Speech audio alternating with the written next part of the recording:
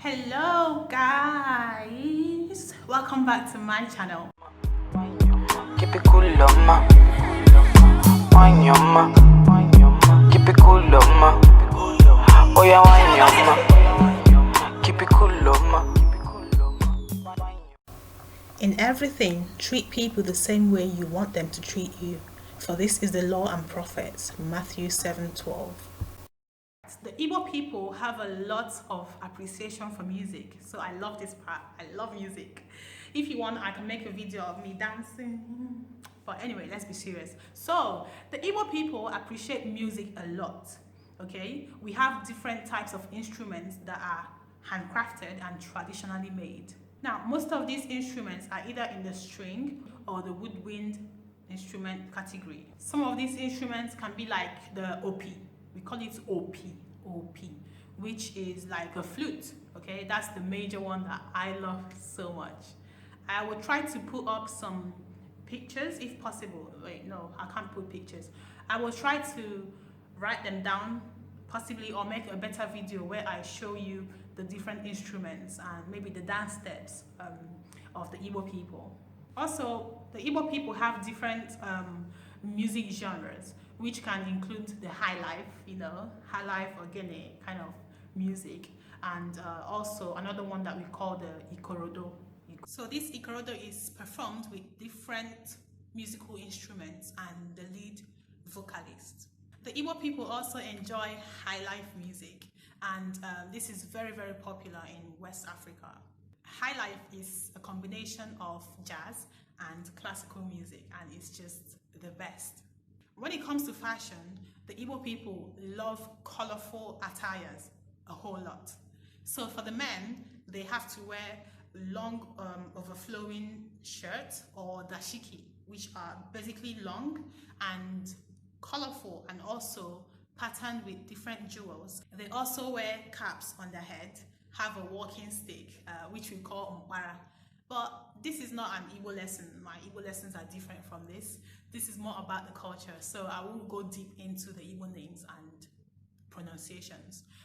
Also, they have to tie a wrapper or trouser and wear sandals, depending on what they prefer. But sandals, shoes, I think I've seen both. These dashikis are normally worn during festive periods or ceremonies, naming ceremony, traditional wedding, and different ceremonies like that. Now, when it comes to the women love to wear head wraps that are made from different fabrics and different patterns. Also, they wear blouse, colorful and beautiful blouses that they can have. They can tie wrappers as well, definitely colorful with a lot of patterns.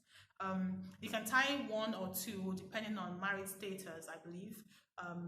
But yeah, also for the single ladies, you wouldn't really tie a wrapper.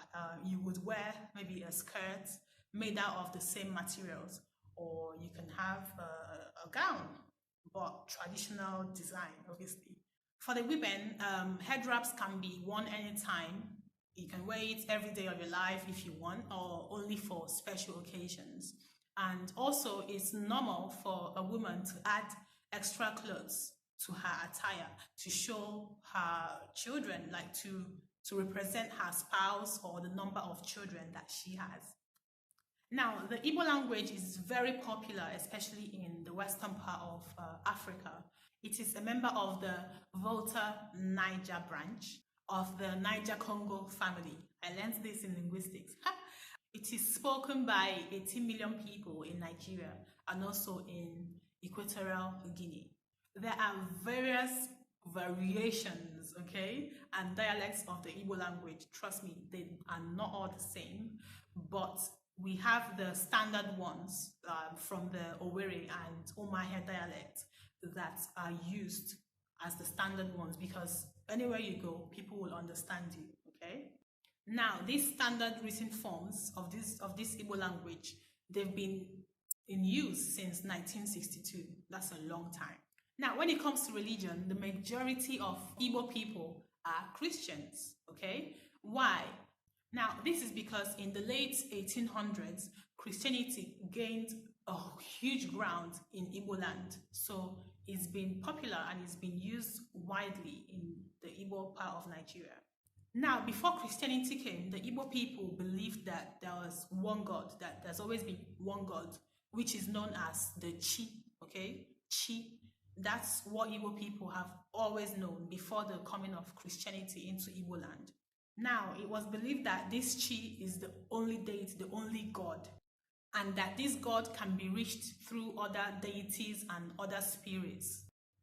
These spirits were believed to be in the form of natural objects or just any object. But the Igbo people believe that through these deities and gods, the tiny gods and objects and images, that you can basically pray to them and reach the main God, which is Chi. That was the belief.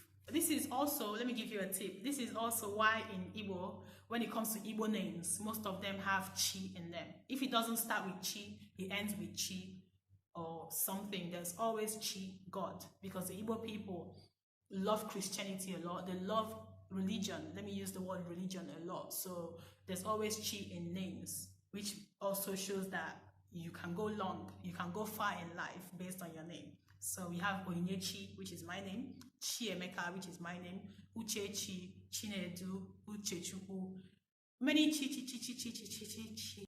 So yes, I think that would be the end of this series.